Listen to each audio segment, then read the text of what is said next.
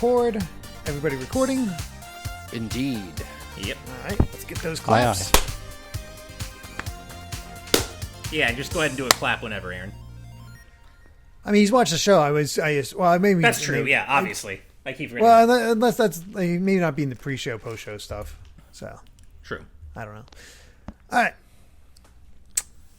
I think that's all good.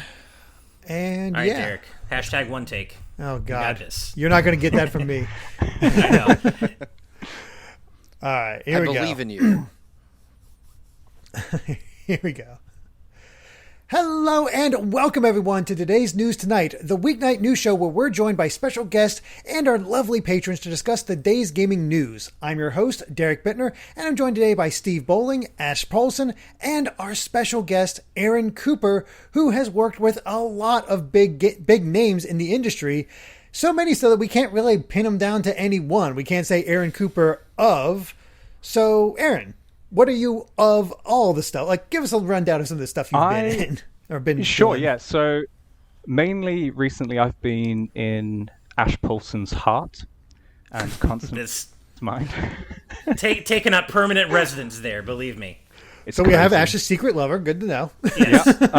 I was previously of 2K, where I got to work on XCOM, Mafia, Borderlands, Battleborn, which, as John pointed out on Twitter the other day, it is a game.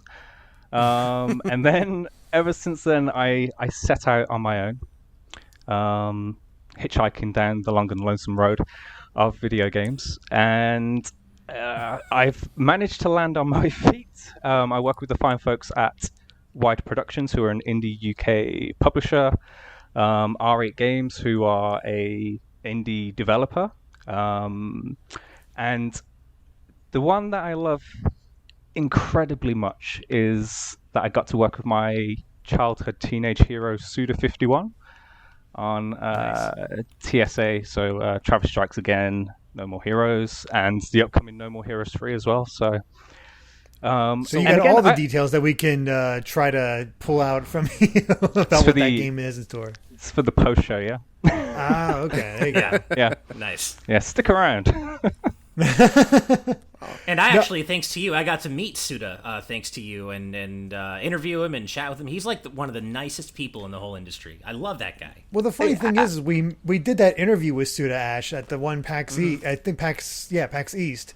And then while we were doing our demo session with Nintendo where we were playing Travis Strikes Again, he walks in. It's like, oh, hi again. Recognized us and all that. So that was kind of funny. That same PAX was the first time. That was the first time I met you, Ash. I think it was roughly 2 years ago. Wait, no PAX? way. We've known each other longer than that. It's been more like 4 years or so, because we met at the big, when you and Wired had the whole house. You rented out the whole Airbnb house. 3 years ago. That was like 3 or 4 years ago. There's no way it was 2. Some time ago. Whichever PAX that was where you interviewed Suda-san. That was the first year, because we met him we stalked him on the Nintendo stand with Danny and Felia. The Nintendo Power Couple were like, Suda51. He's drinking coffee and playing someone else's game. It's very exciting. Let's have a photo. I didn't know him then. I flew back home after that show for another show straight away in the UK called EGX Resd. And after we met him at PAX, I was walking around, I was late on my lunch break, and I got a tap on my back, and I turned around, a bit annoyed because I'm trying to get like a sausage. And it's Suda. It's Suda and Kuma-san. And it's like, PAX. And it's like, yeah. And then we ended up going for lunch, and then that's how we ended up working together. It was fate. Wow. I love it. Fate. I love it. Suda's great. One of the things I love about previewing his games specifically at shows is that he will insert dialogue that is specific to the show in his demos. Yeah. There's always like some jokes about whatever show you're at in all of his demos, and that is just like a really cool little touch. I actually, last time I met with Suda and interviewed him, what was it? It was at PAX, I believe, like PAX West. And I don't know if any of you are familiar. There's with the YouTuber Justin Wang, runs a channel called Wang, and he does like internet history. And one of the things that he had posted about was just this game that Suda worked on early in his career that he found really weird. It was a very blatant like WWE ripoff. Fire Pro Wrestling. Yeah, it was Fire Pro Wrestling, and there was one character who was very clearly modeled after Ric Flair, and everyone had these like happy endings except for this character. He went home and he blew his brains out in his own ending. What the? And wow, I happened to interview him, and I was on my way out, and I was like, hold on. I had just watched this video on Wang's channel, and I was like, hey, could you explain to me why, of all the characters in Fire Pro Wrestling, Ric Flair's the only one that kills himself? And he's like, oh, well, you know, we had good endings and bad endings for everyone, but we only had enough ROM space for one ending for everyone, and I thought the suicide was really funny, so we left it. Funny. Really funny. Oh my god. I was like, all right. I mean, fair enough. Wow. Yeah. It was Well, it there was you a go. really like, Yeah. I mean, you know, it was in a much more jokey tone than that, obviously. He wasn't so matter of fact about it. Right. But and the way it is delivered is like very comedic. But yeah. It was a pretty funny story, and I just love all his games so much. I can't wait for No More Heroes 3. We'll talk more about that later. Jonathan Belmer in the chat says, Aaron, Jonathan Belmer in the chat says they definitely ship us. I think that we have our first shipper, man. Do we need to put like They little ship hearts you and in I between together. the I mean- frame on Discord here? I think. I know. Has anyone noticed that John Cartwright has had so many alternate versions of him created on Twitter recently? I have. Yes. That's really blown up, and he kind of needs verified now because there's so many ults. I think he's become his own enemy, where he's acknowledged so many of them that now they're just popping up. It's like, well, I want to get acknowledged too. You know what? I hadn't heard about that. That's so funny. There's a dead John now, no longer alive John. 78-year-old, 10-year-old, and now dead John. There's And- also alternate universe John that loves Kitty right. Kong and hates Puzzle League. And there is now yeah. an alternate Kitty Kong facts on Twitter as well. It is Dixie Kong facts or something. I saw it just as the show started. I was like, what is happening? God. Oh, Everyone wow. orbiting I'm so John. out of the loop. I've barely been on Twitter at all for the past like 3 days. I've been so busy with work, so I'm so out of the loop on this.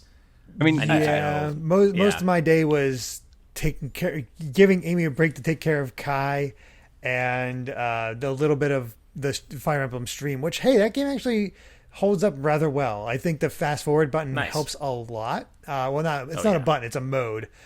Unfortunately, it also speeds up the music, which kind of takes me out of it a bit. So I only have it set for when the CPU moves, which it could, it's one of those things that you just sort of deal with. But it's kind of sort of like Final Fantasy and Dragon Quest for me, where I love that you can see all the guts of what we now know as Fire Emblem in this first game.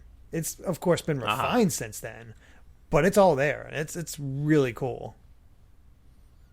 I had to drop Nice. the Dinky Kong facts. I need to watch Dinky Kong that. facts. I need to watch that. I didn't have time to check out your stream today, but I'm interested in this new Fire Emblem. Well, old Fire Or Emblem. in this old Fire Emblem, yeah. The first Fire Emblem, where we got Marth. Yeah. Dan and Twistle says, surely someone has made an alt called John Cart Wrong, where he posts really bad takes. I don't think we've seen this, but Dan, you could be that Yeah, person. exactly. Somebody could actually do it that. now. Like, Do it That now. is because so someone good. else will if you so don't. many. Yeah. Oh man, honestly, that crazy. is, I'd die for that account. Yeah. Give it to me. Dan, you better snap it up soon, man. There you go. John We're in a competition. wrong comms. All right. Rom-coms. By the way, Rom-coms. I feel like That's I have, even better. I feel like I have to call out that Derek nailed it in one take. Right? For the first time, yeah. We let it slide by. Granted, I'm looking this way the entire time because my screen's here because the camera's here, but whatever. So that's why I'm always darting, because my screen's this way, but I don't have a webcam, and this is a better camera anyway, and it allows me to have my little buddy every day, which we went to my Cutman Perler. So You are Nice. You look very good with your camera, Derek. thank you. I'm not trying to start a three-way thing here between Ash and I, but a love triangle. He's starting a love fest. Soon enough, Steve's going to get pulled into this as well. I mean, I know we can't make I'm a Steve a married fourth man. wheel I in can't this do this. love affair here. I mean, then again, I guess Ash is married, so I don't really know Exactly. Yeah. what the rules Oh, are. Basola, I can tell you all. Basola has already given her blessing to me and Aaron. It's all good. Oh my god. Yeah. Well, Yeah. Well, with that out of the way, Yeah. let's go ahead and jump over to our news topics. And hey, we got news topics, so let's pop the first one up on the screen. Because for some reason, all the news happened today, and the big one is we finally have localization news on Persona 5 Scramble, the Phantom Strikers, which is being localized as Persona 5 Strikers. It's coming west on February 23rd with an extra PC port, and it wasn't supposed to be today. They've already pulled it. It was supposed to be saved till later. Atlas West has already kind of made a joke about it, like, whoops, and like Phantom Thieves got ahead of us, so February 8th, there'll be more information. So I'm guessing it'll just be the trailer, maybe some other details. Hard to say for sure. But, oh, thank God I think it's we're getting December this game. 8th, Eric. No, Derek, you said December 8th for the trailer, February 23rd for when the game's okay, actually for the coming release. out. Yeah, Yeah. yeah. Do Okay. you think this was meant to be Yeah, it Game Awards reveal? no. feels like it, doesn't it? I don't I think they're so. scrambling does. over the weekend to have some sort of official reveal for the 8th, because the Game Awards are on the 10th, but it does feel like this should have been Game Awards. You think so? It would offer. Go ahead, Steve.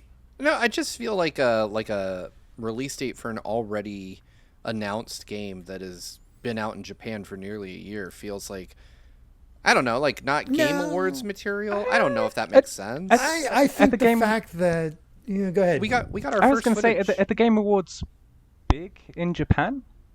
That's no, not at all. That's fair. But I mean, this is a Western release. Yeah, it's more like Persona's huge in the West. Well, Persona 5 is huge in the West right now. People have been begging for this port. Hyrule Warriors is doing very well as another Musou Warriors game, whatever. And it's just one of those things where people have been wanting this for a while, because just in the same way that Breath of the Wild is a prequel to, Age of Calamity is a prequel to Breath of the Wild, this is a full-on sequel to Persona 5, and that's why it's kind of huge. See, given Well, how and there would be past precedent for it being a TGA announcement. In a way, it would almost add to the TGA lore, the running lore, because we had Joker and Smash revealed a couple years ago, right? Mm-hmm. So having P5 Scramble or Strikers be a reveal this year, whether it was or not, if it were, that would be kind of a nice way to bring things full circle. see, To be fair, I I think... did. Oh, go ahead. Go on, Steve. No, please. No, I was just gonna say. So this leaked because a YouTube video went live early. And I keep thinking that there's no way this was TGA or the Game Awards, because someone was probably like, hey, schedule it for, I mean, what is the 8th? Wednesday? Right? No, Friday. Tuesday. Oh, right, Tuesday. But somebody could have just, like, I could see this as an email coming out saying, like, hey, schedule the trailer for Tuesday. And so whoever was responsible in the back end for actually setting that got the wrong Tuesday. And was just like, It all right. happens. It Because happens. I mean, the Game Awards is the 10th. It just seems weird to me that, I don't know. It seems too I mean, they coincidental could that be pushing it up early and trying to have Scramble for a more information or different information or True. something to that effect. That's hard to say. But Eh. whatever it is, I don't care. I'm finally getting this game and I'm Yeah. so excited to have finally played some English where I can understand the battle system, understand the story, and really go from there. And I'm hoping and praying that it uses the same code as the Japanese version, so my version that I bought out last year will just become the English version. I don't have to worry about it. Please let that happen. That would be nice. How much did you I'm pay? looking forward. For how much did I pay for it? Oh, how long did you play for of the Japanese version? Oh, how long did I was play it the demo? for? Well, I tried the demo and then I got the full version because the plan was to stream it, to do the whole like as much as I can, show it off, because hey, here's the full game on Switch. There you go. And then they came out with that whole thing about, hey, if you stream this, you'll probably get a strike. Okay, not streaming this. And Striker. Striker. Now, the funny thing is I probably prefer this on the PS5, but I can make do. We'll see what happens. For anyone else, did the Striker's name? I read this very sleepily this morning, and I thought they had announced a Persona 5 football game, kind of like Mario Strikers that we had over here. It's like, what is going on in Persona? Like, they can do anything. They can do music games, RPGs. They can do Muso. Give it me all. I'll take a Persona 5 soccer game. Persona 5 soccer. Right. I'm in. Okay. Yeah. Persona 5 soccer featuring Mega Man Soccer. There's your Mega Mention, everybody. Excuse me. But I'm actually looking forward to this. It's funny. I'm not a big Muso fan necessarily, but I've been loving the hell out of Age of Calamity because of how streamlined it is compared to the previous Hyrule Warriors, as well as Fire Emblem Warriors. There's so much less bloat. I mean, there's a lot to do there, and I do get anxiety every time I complete a chapter and see, like, 82 new icons pop up on the map. But it is so much more streamlined, and I'm looking forward to seeing how P5S, how similar it is to Age of Calamity in the sense, is it streamlined like AOC? Is it... I'm just curious, but it looks amazing. And this is absolutely the kind of game I'd want to see on PS4 and not Switch. Having played it, yes. And the fact is, it doesn't. It's very much almost mission based. But the early bit that I played, granted, I'm playing in Japanese and doing my best to understand all this. But here's the crazy thing with Persona 5 Strikers. It's so far it doesn't quite feel like a Warriors game. Because you get some big groups of enemies, but they're not as big as what you'd see in Age of Calamity or any other Warriors game. It's more like 10 to 15 at a time, which really gives it more of a feel of an action RPG version of Persona 5, especially with the way the mechanics are handled and the fusions and how you get new personas and how that all works out. And they waste no time giving you the entire party from the first game. So that's cool. You have a lot of room to play with and just do whatever you'd like. And it feels really good. Like it just seems like I don't know for sure, but I got a more excited feel from this than Age of Calamity, just because it captured that feel of it so much more. And Age of Calamity, of course, does the same, and the story is excellent as well. But there was something so different compared to other Warriors games that were Scramble or Strikers, whatever you want to call it, that really made me excited and bummed me out. That maybe it's the reason I was so desperate for this game to come west. So right, yeah, I'm looking forward to it. Definitely keen to check it out. Yep, absolutely. But let's go ahead and move on to our next topic, if we want to throw that up on here. All right. Bloodstained, Ritual of the Night is now available for iOS and Android. So that's cool. Ritual of the Night is cool. Yeah. All right. I mean, hey, I'm the Castlevania guy as well. Apparently this is very news heavy for me tonight of all things. But yeah, it's cool. They're good. It's a really good game. And I really can't recommend it enough. It's amazing how well it turned out. Does really it still run really poorly on Switch? That's kind of why I better than that. They've worked hard to fix it, and I don't know if it still does because I got the PS4 version. As I understand it, it's a lot more playable now. I played it once again about 3 weeks back. It runs much better than it did at launch. Going up vertically through some rooms, you're not waiting like 2 minutes for screen to load, which is a godsend. But I love Igavania. Like Igarashi-san is such a badass, and I love him with all my heart. If there is one other person that I would like to work with, it's him.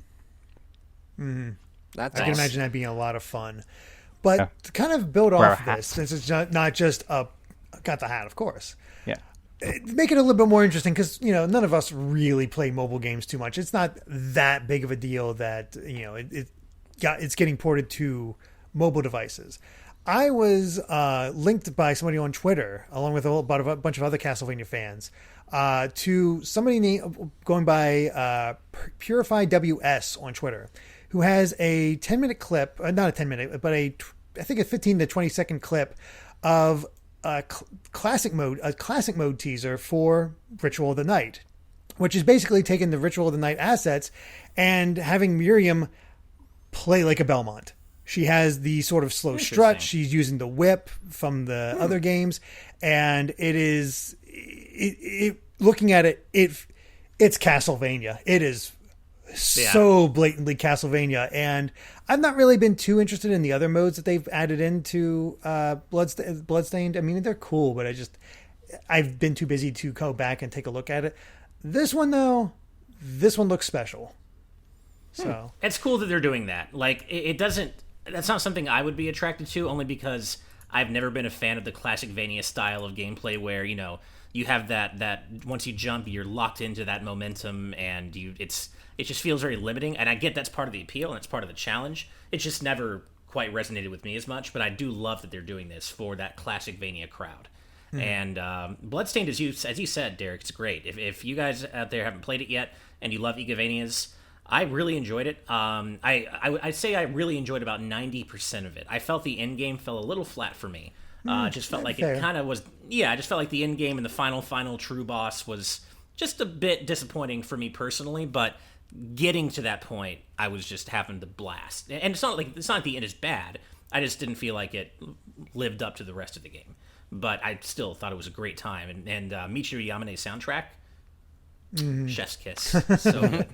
So by the way, I put that gameplay into the chat for everybody, so nice. Yeah, I took a quick look. They can check that out, but I think it looks pretty cool, and that's definitely an exciting mode because I think they added playable Zangetsu. I think they recently added playable Bloodless. So it's amazing how much they're still supporting this game. But it doesn't... Oh, this is totally classic Vania. I love this. Yeah. I don't think it's getting quite the same attention as like a Shovel Knight because it's not completely brand new content in the same way. But it's nice it's still getting a bunch of support, and hey, I'm all for it. And I love the life meter too, or the life meters. That's great. Mm. With the old school 8-bit font, and that's really cool. All of it there is really matches it. So I guess let's go ahead and move on to our next topic. Throw that up on here. So Bandai Namco has trademarked a Tales of Luminaria in Europe. Now, I am not too familiar with the Tales of series. Is that a new title or is a remake of an old title? That's a new title. It's not a name we've heard before. So okay. Even though we don't know what Tales of Luminaria is, this is not a Tales of title that has been, shown before. So we don't know what it is, but it is something new. But as Jared Edinger says, we're still waiting on Tales of Arise. Mm-hmm. So we're not really sure what's going on here, but there is another new Tales of game coming. Hopefully it's not a mobile game. That's about all I can say. I'm a casual Tales of fan, kind of lapsed. I love Symphonia, love Vesperia. Didn't really get into a lot of the others. I tried Abyss and I kind of bounced off of it. Mm-hmm. Tales game neat. Well, go ahead, Steve. I was just saying it's neat. It's a Tales game. Like, I have nothing to add to this, but I did see someone in the comments positing that it's probably a mobile game. Probably. Because I guess we're still waiting on Tales of Arise, which Jared Edinger mentioned in the chat. So I do have a hard time believing they'd be working on two mainline entries. And we know Tales of Arise is like a proper entry if memory serves. It's almost like it's a whole reboot type thing where it's looking quite different than previous Tales of games. So it has a different visual style, which makes it a bit more unique and may explain why it's taking so long. I mean, not to cast too much hope out there, but could this be a Monster Hunter situation where, next gen systems got Monster Hunter World while the Switch is getting Monster Hunter Rise? Could this be a Switch exclusive? I have no basis for that, but it's a little bit more exciting than having this be another mobile game. So Yeah, I like that outcome more. What about you, Aaron? Do you have any thoughts on this? I think that Derek is teasing me. But here's my stance with Tales of. I didn't click with Vesperia, was it? Mm-hmm. Yeah. The Xbox 360 one initially, yeah. And ever since then, I've been a bit of a Tales of Nomad. However, what I do have a lot of love for is the Ni no Kuni games. I think they are absolutely wonderful. Interesting. And that's from a Bandai Namco point of view, that's where I want my next JRPG bite. I don't think Ni no Kuni 2 landed that hugely. I don't think so either, which is a shame. Yeah, it didn't catch my interest personally, even though I played the first Ni no Kuni, and even the remaster of Ni no Kuni didn't seem to track much attention. It was one of those things that was really cool at the time, and now people have kind of moved on for one reason or another, it seems. Well, I think Ni no Kuni 2 kind of suffered for the whole kingdom building, sim style part of the game. That it seemed like people kind of bounced off of that. I know that's what, when I heard about that, I played a little bit of the original Ni no Kuni, and I liked it, and I thought it was beautiful to look at. It felt like you were playing a Ghibli anime, right? But the gameplay was a bit slow for me, so I kind of just dropped off of it. But Ni no Kuni 2, I think, would have been interesting to me if it didn't have that kingdom building element. That's just not what I was looking for in a game like that. But I know the people who did really love it seem to really, really defend it and say they had a great time with it. So, yeah. I want to put something else forward here. What about what about the potential of a Tales of Muso style game? Oh, I think there's a huge amount of potential could that work? there. Yeah, that totally could. I mean, Steve? the battle system's pretty close. I mean, it might get Steve interested. I've played Tales. Yeah. I haven't ignored the series altogether, but the last time I really, really liked a game was Ratatosk on the Wii. What was that? Oh, okay. Yeah, Tales of Symphonia, Age of Ratatosk, something. Oh. something that was a sequel. Ratatosk. Yeah, Dawn of a New World? Dawn of a New World. Thank you. I don't know. Most Tales fans don't like that one because the protagonist kind of sucks.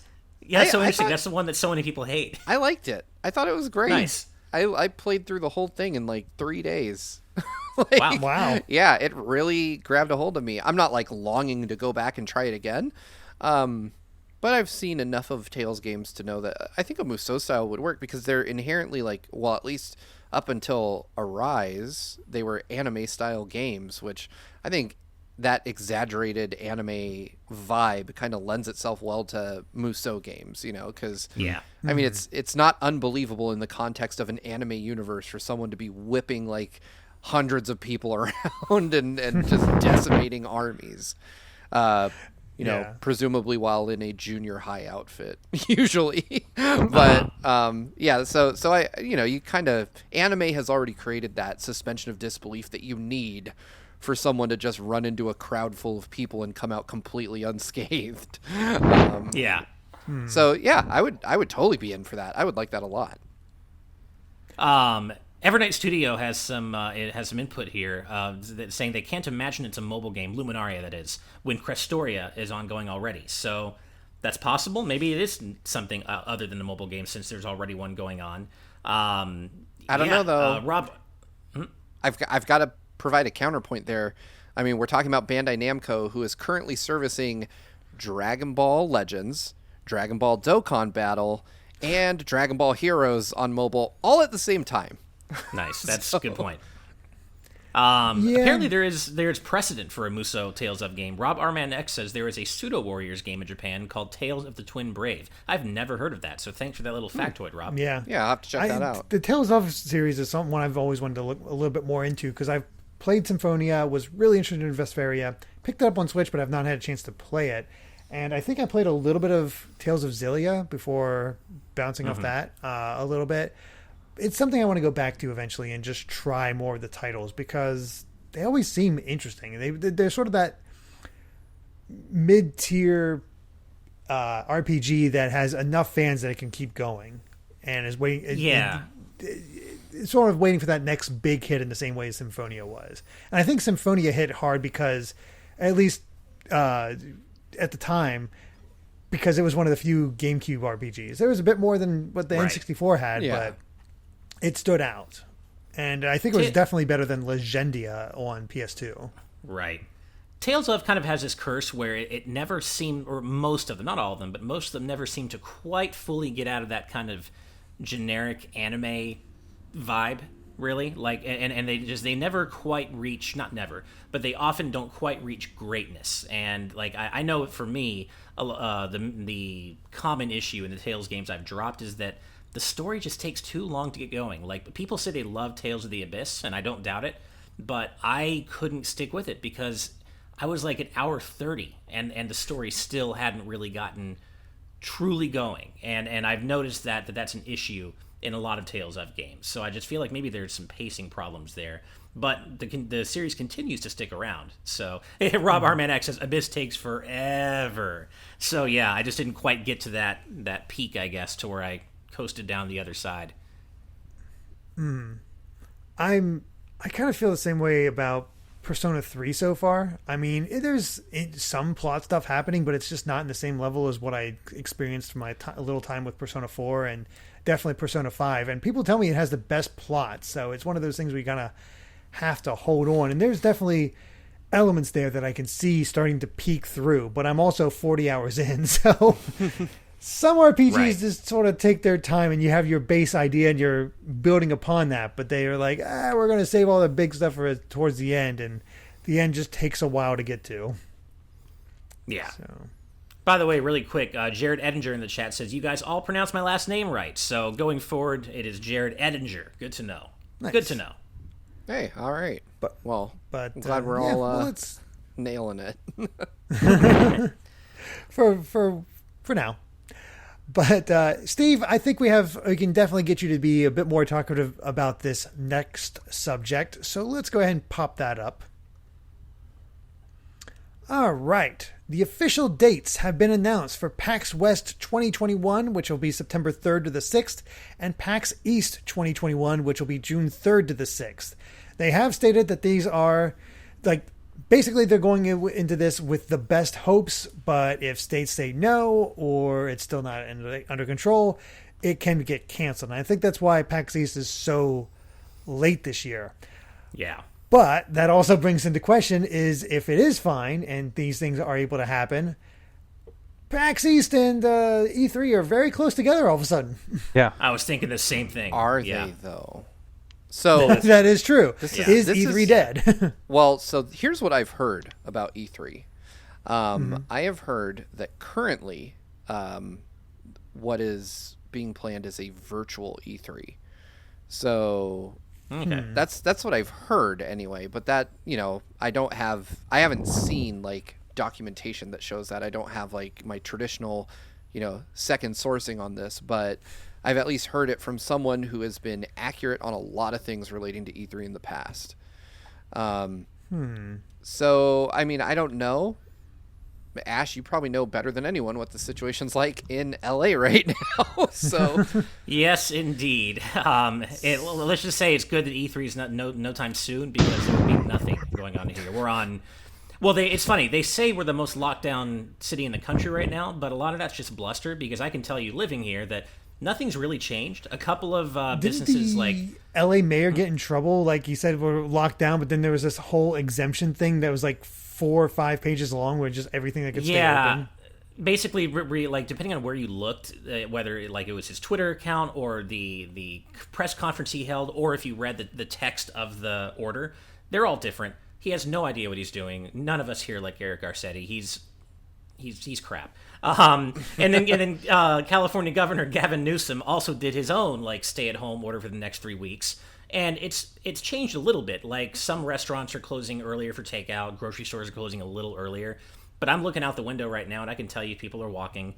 That the whole thing about police fining people $500 as a misdemeanor if they catch you outside, for all intents and purposes, that's not true. At least from what I'm seeing. So That said, though, nothing's being put on. There will be no events. There will be, it's still very strict in that sense. But yeah, LA has ways to go, and personally, I won't be sad if E3 doesn't happen. Ever since the docs, I have no love for the ESA. Yeah. I will absolutely. After getting doxxed. I appreciate that. I have 4 kids, and people knowing where I live and being mad at me because I reviewed a game in a way they don't agree with definitely doesn't sit well with me. But conversely, it's also incredibly hard to deny as an industry person the value that E3 provides.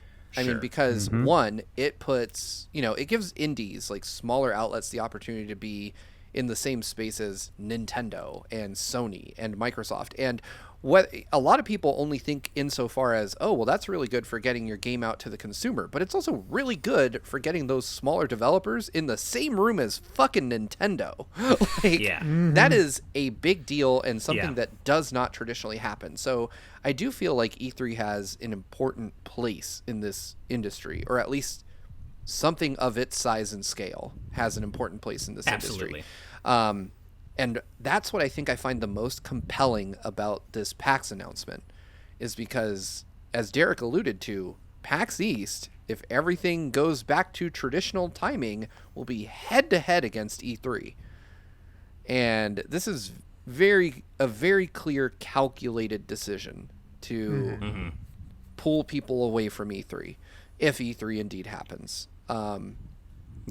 And I agree with Fantasy Thinker Fan. GDC is also very important for that. That's in San Francisco, I believe, every year. Yes. Yeah. But, so I think E3 is kind of the perfect mixture of the business end of things and the PR end of things. Like, because games that are at E3 invariably get more coverage than they would otherwise, by virtue of the fact that everyone in the industry is walking by you. People are going to stop. So I don't know. I want PAX to return. I want E3 to return. I want to be able to, selfishly, I want to see my friends again. Same. But as a business person who just launched a brand new outlet, I also really want cons to come back so I can pass out business cards and reacquaint people with where I'm at now. There's only so much you can do via email. Right. Yeah, stated perfectly. I really hope that we get our shows back next year. Obviously safety first, but even if E3 is virtual ultimately, I definitely agree with you, Steve, about the inherent value in E3. I'm just kind of salty about the ESA and the docs, but yes, I absolutely agree with you that there is huge value in actually having a physical E3. But even if that doesn't happen, I am crossing my fingers that we'll at least get the PAXs. PAX East in June would be weird. One of the reasons I look forward to PAX East so much is because I love being in the snow. Boston you're the only one, because Boston in winter is miserable.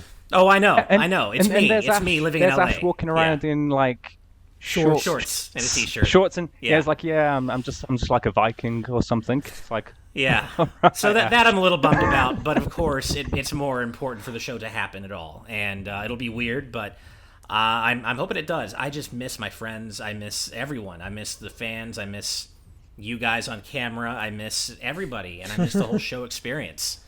And I hope we get to go back to PAX properly. And PAX East being in June, I think, is definitely a calculated effort to draw attention away from E3. But it's also probably a calculated effort just to have a chance at being able to happen, because if it was going to happen in March or April, it would never. It's not. No, it's definitely not going to happen in March or April. But being actually, on the other side of the industry, Aaron, what do you feel about PAX West and PAX East being a potential thing this year and the timing of them? So the last event I went to was PAX, and you were there, Ash, and Derek, you were there, I think, as well. Yeah. Right. Yes. Right. And that was the moment everything was kind of ticking over onto, coronavirus is a thing, and some people started pulling out of that show. I think anything that happens going forward has to be with safety first in mind. Shows are incredibly important to indie developers, and I think to AAA developers as well, in terms of having a place for people to have hands-on, do the usual PR stuff with meeting talent and the like. But I think one thing that I personally wasn't too impressed with was the way shows were handled this year in a digital fashion. I don't think that outside of the main core show, so Jeff Keighley Live or the PlayStation stream, that any digital version of a show did any good for anyone, and it costs a lot of money to participate. And there aren't consumers around the world sitting there saying, "Hey, I'm going to log on to Digital PAX right now and scroll down this list," and you can't talk to anyone, you can't play anything, you can watch a trailer, which you can do anywhere. So I think there's an opportunity to do a lot more with the digital shows if we can't get back to physical at the moment. That's just my personal take on it from my experience. Yeah, I did a lot of previews over the summer, like remote previews, and they were so inconsistent and difficult to do. Like, some companies would just invite me into a Zoom meeting and play me a trailer and then talk to me about it. And I'm like, this is not helpful. Like, this doesn't help me build coverage at all.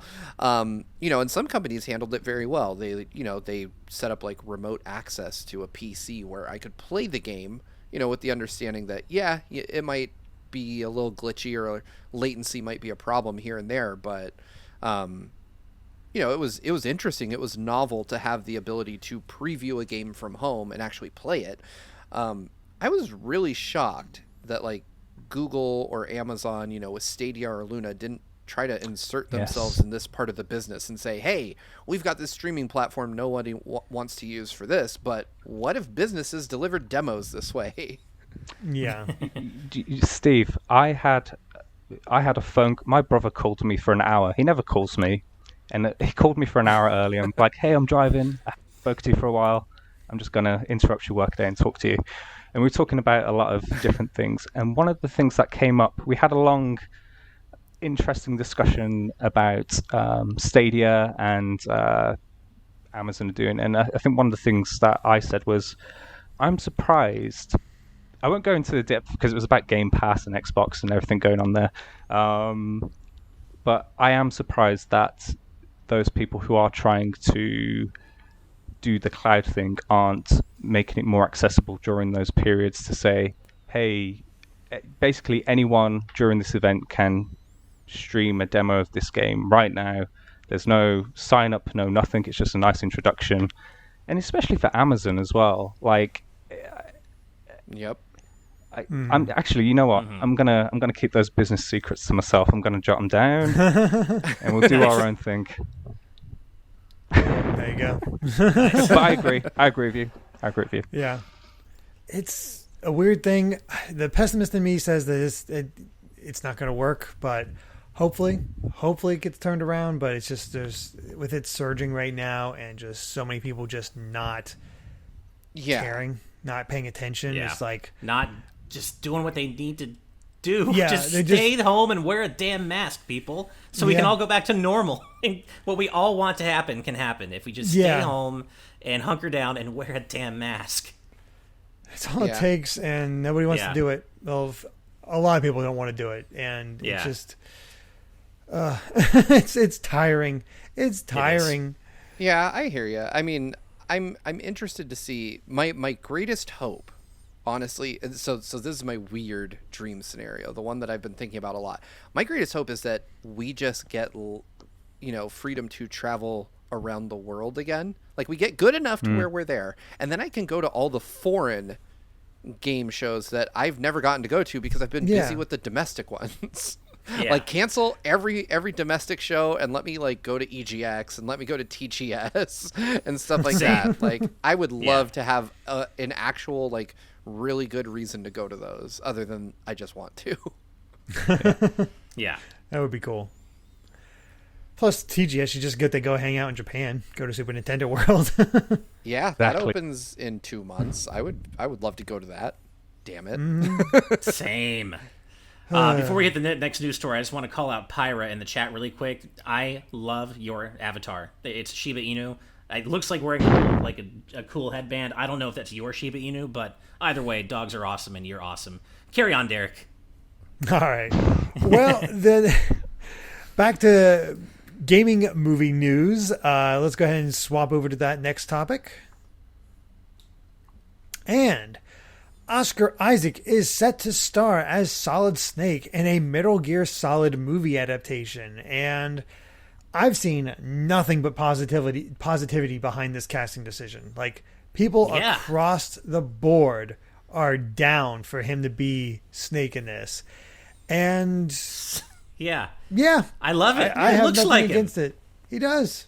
He does. This is a It's great casting casting. choice. And I saw a clip passed around earlier with him promoting another movie, and it somehow got brought up. And he's like, "Oh, I'd go for Snake, Solid Snake from Metal Gear Solid." And there you go. There it is.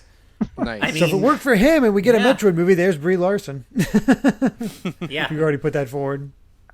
I mean, what is there to say? He looks like Solid Snake. He looks like he'd be great for the part. I think this is a great decision. It's nice to see some movement, any movement at all with a Metal Gear Solid movie, because this thing has been coming out for how many years now, and it just seemed like it was just never going to happen. But maybe it is. Maybe there's actually this is really going to become a reality, and we got Metal Gear Solid and Uncharted on the docket now. And I guess Mega Man, but, not sure we should be excited about that. David Hayter, he's a scriptwriter as well. So didn't he write his own write-up of what a Metal Gear Solid movie could be like? I think in college, so a decade ago now, he did that. And then probably, Kojima, being the Hollywood file he is, probably ripped it up in front of him and said, "I'm never calling you to do Snake's voice ever again." But Kiefer Sutherland? Come on. Yeah, exactly. Kiefer Sutherland. I still deeply regret that happened. Me too. In the chat, they were asking, do we think that he'll emulate David Hayter's tone? I don't think anyone can really do that without it sounding too weird. Yeah. Like, David Hayter is the only one that can do that voice. I think, if you're trying for like a broad Hollywood appeal type of movie, you're not going to try to emulate the voice acting from the 90s games. Yeah, because Ash, you do a Snake impression. Do that real quick, and we'll take a look at your face. And imagine somebody having that face on them as they're trying to act with that voice. Let's see. Well, subscribe to Good Vibes Gaming. Unfortunately, the men don't live up to the legend, I'm afraid. There you go. Good. So there you go. you can see it might be a little hard to emote. I don't know if did my voice change that much though? Like enough. Yeah, not that much. Yeah. I mean, try to do that while displaying emotion in a scene. That's true. Yeah, that's true. I love this. Cubino Yoko Gaming says, "Poe, do you think love can bloom even on the battlefield?" That's so good. I have seen people say that. I'm blanking on his name, but Poe, the actor who played. I'm having trouble with names tonight, apparently, but. Otacon? Or No. Well, who should play Otacon is the one, Poe and Finn, Giant Boyega. Thank you, Dan and Twistle. But Dan and Twistle, John Boyega as Otacon, which get those two paired up again. That'd be fun. That'd be kind of funny. But that they would piss off that crowd. Of course. But that's a good reason to do it. Let's change Otacon's race. I'm all for it. Yeah. Or you could make John Boyega Gray Fox. That too. Yeah. I mean, yeah.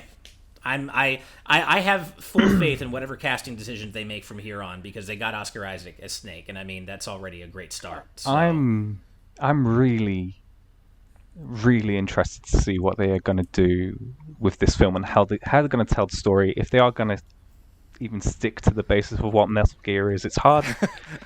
I was about to say, bring it, Steve.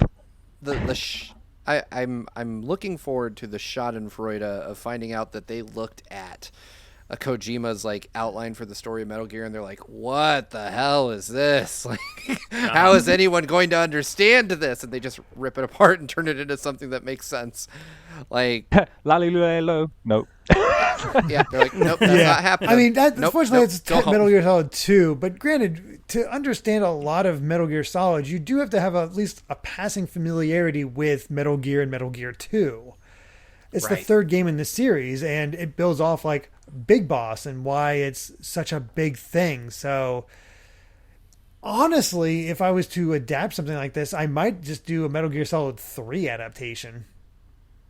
Yeah, I And- mean that's the most natural starting point for sure, and that's also my favorite MGS game. I'd love to see what they could do with that, but I think MGS1 is still the most iconic of the series. It for is, sure, it is. and that's why they're probably going with that. But I am curious. It's a good point, Derek. So much is predicated. Although I will say I went into MGS1 never having played Metal Gear 1 and 2, and I suspect probably the majority of MGS1 players did. So I Yeah. feel like if they tell the backstory well enough and are clear enough about it, you may not need that knowledge going in, but it could certainly help. Yeah. I'm just excited to see how they even attempt to pull off a scene with him in a cardboard box evading people, because Same. in the movie Yeah. no one's falling for that. But I will watch it and be happy. Just keep those strange qualities of Big Boss and Snake, where he Big Boss still believes in Santa Claus, and Yeah. or it's like, I'm in here in the box and finding like inner peace. I just hope so weird. they keep the MGS series' DNA intact in the sense that I hope they ham it up. I hope it's hammy and dramatic and over the top, and you got characters having whole soliloquies about nuclear disarmament. Just let it be up its own ass. That's what Metal Gear Solid is at its best, when it's completely up its own ass, and that's very much a Kojima thing. So I hope that they are able to at least keep that DNA. I mean, don't go too over the top, of course, because it is a movie at the end of the day. But I just hope they keep that MGS's smug self-importance, loves to be on its own soapbox type. We need to have a bunch of stock footage as people soliloquize as well, Yeah, and Yeah. talk about totally. the nature of war Yeah. and how it all goes. I like the idea of you go in, you sit down, you get 10 minutes of this awesome movie, and then it ends, and that's it. And then it turns out that you have to use a link on your ticket to watch the rest of the movie, just to rip off the back of the box, the codec thing. I love that. Give me the fourth wall breaking. I'm all for it. Oh God, how would they fourth wall break Psycho Mantis? That's a good Oh, point. no, you don't want that. Popcorn, aren't you? Yeah. They should give everyone PlayStation controller shaped, I don't know, devices that vibrate when a Psycho Mantis scene happens or something. That would be pretty cool. It's funny, the karmic justice of this whole situation, or the potential karmic justice of this situation, isn't lost on me, because we know that Kojima is a Hollywood file. He wants to be a movie director. He wants to be in Hollywood. That's what he's always said. It's very clear. And yet he completely screwed over David Hayter when, announcing that Kiefer Sutherland was going to be replacing him in MGS5. And he didn't, Hayter didn't even get the courtesy of a damn phone call. And that always... Well, he always made really- Hayter re-audition as well. Exactly. And just that whole thing always rubbed me the wrong way, left a really bad taste in my mouth. And so the karma here of Kojima not even being at the company anymore when they're actually making an MGS movie that he would have wanted to make. I can't say that I don't kind of like to see that. But he got to rub elbows with all the celebrities for those cameos in Death Stranding. Exactly. So there you go. Yeah, well, that's true. Yeah. There Yeah. is something very creepy about watching Norman Reedus in his room in Death Stranding. It's unsettling to a degree. Also, the fact that he throws piss and crap bombs. Yeah. I was Yeah. like, this is not the highbrow stuff I was led to believe. Such a memory. Yeah. Oh gosh, it's gonna be interesting if they can try to find a way to make codec conversations interesting. Because if it is Metal Gear Solid, do you make it set in the same time frame as the game, or do you make it modern? And I think Metal Gear Solid, especially if you're going more faithful, you need to have it set in its time frame. And I just sort of I can't establish wait. alternate I can't history. imagine a Hollywood movie doing a faithful Metal Gear Solid. I just can't. Yeah. The more It's I think weird about, to I'm think like, about, yeah. Well, Dan and Twistle, I saw earlier you mentioned I have not heard who the director is, but apparently Jordan Vogt Roberts might be the director, according to what Dan Schwissel says. Because he said, plus Brie Larson was in Jordan Vogt Roberts' Kong Skull Island, so maybe a choice for Meryl or Sniper Wolf. And if it is the same director, Kong Skull Island is an awesome movie, and I am down for it. Like I never saw it. Oh, it's good. That's great. Jared Ettinger might be a genius. I don't think we've been in the presence of a potential genius, but they say, I've always thought MGS would make a great musical. Sign me up. Pyra says the same thing, 100% down with a musical. Oh my God. I would be first in line for an MGS musical. Are you kidding me? That would be awesome. Oh gosh. I'm curious where it all ends up, but I'll watch it. It's weird to hear an announcement like for a video game movie like this and be excited for it. Yeah, it really is. We heard Mario Brothers movie. We heard Sonic movie. We hear Monster Hunter. What else coming out? Detective Pikachu. That's a weird choice. Interesting. Even with Uncharted being so taking so long and seeing that in the production photos, like okay, that looks pretty good, but nothing like just casting and that's it. And all of a sudden, yes. Well, as I said earlier, there's also Mega Man, and I'm 99% sure it's going to be awful. But you know what? I thought that about Sonic too, and it turned out well. So maybe we're in for an actually good Hollywood adaptation of Mega Man, though I just don't see that. Okay, Dan Twistle does confirm that. It's real. Yeah. Vogt Roberts is the director, which, boy, I have so much more faith now because that's awesome. Nice. At least currently. So it might change, but but seriously, Ash, watch Kong Skull Island. Yeah, that's what you said. That just didn't seem like the kind of movie that would be awesome, but I guess it is. Samuel L. Jackson versus Giant Monkey. Yes. Aaron, to answer your question. Oh, go ahead, Steve. Oh, I was just saying I need to see this movie too. I might have some free time. I mean, it will kind of lead into Godzilla vs. Kong, which is going to be on HBO Max now. So nice, rather than theaters. So that's different. We'll see. To answer your question, Aaron, yes, there's been a Mega Man movie in development for a while. It is still in development, and it's being co-directed by Henry Joost and Ariel Schulman, the team behind horror films like Paranormal Activity 3 and 4. And they are promising an adaptation that, quote-unquote, aims to appeal... a live-action. It's a live-action movie promising an adaptation that aims to appeal to a diverse audience, including not only game players, but action movie fans as well. Great. Other than the diverse part, which is great, everything else about that sounds like it's going to be awful. But you know what? I'll see it anyway. Work, because the thing is, you cast Mega Man as like a 13-year-old at best. Exactly. Yeah, but nobody wants to see no adult I think wants to see a 13-year-old in an action movie in that same way. Yeah, I mean, I think Mega Man himself needs to be CG and like a CG kid, like Astro Boy style. I think that would be awesome. But if you're getting a real person to play Mega Man, and it's a kid, that's not going to work. What if it's that's a lot of heavy lifting on that kid's shoulders? Yeah. I mean, we can't. Wataniac says, "Meganize me." Oh God. Oh boy. Oh God. Okay. Oh, man. Well, on that, let's go ahead and move on to our final topic of the evening. If we want to pop that up. And it's end on a bit of a sour note, as Square Enix has removed the original Dragon Quest XI from Steam with the arrival of Dragon Quest XI's. And we've talked in previously, like 11S is the version to get. That's not to say the original doesn't have merit, and I don't understand the removal of this. Maybe to avoid confusion, but it still seems dumb. I would be okay with this if the original textures were in 11S. But since they aren't, this is not cool. Like, because right now there's still kind of a choice. Like, do I want the better textures with the worse music, or do I want the better music with the worse textures? And to be fair to some people, that is a valid choice. I would definitely go for 11S 10 out of 10 times. But the fact that also Dragon Quest XI is invariably more budget friendly. Like the original is going to be cheaper. And I don't like this idea of taking games down Yeah, this doesn't make sense. It's not like Square has an agreement with a different rights holder and that's lapsed in favor of 11S. Like they made this game completely in-house from what I understand. So if they can distribute 11S, they can still distribute 11. I think it's just a weird move. Agreed. And what Taniac says, I didn't know this, but they delisted Dark Souls when the remaster came out for that too.